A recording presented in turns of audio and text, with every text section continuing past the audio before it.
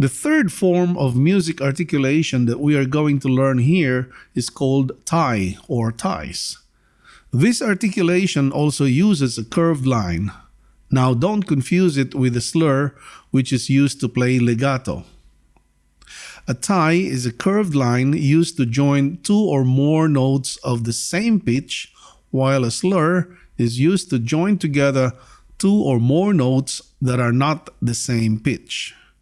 A tie tells the musician to play only the first note and hold it until the value of the tied note or notes are duly counted and played.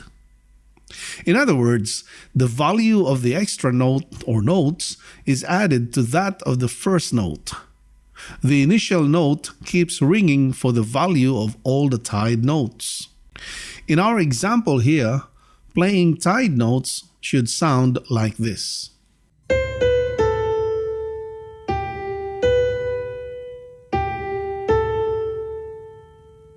This is the end of section 8. And remember, if you have any questions about any section or any lesson in the course, don't hesitate to communicate with me either via email or via our Facebook page. Remember, one of the best ways to maximize your learning is by asking questions. Okay, otherwise I'll see you in the next section.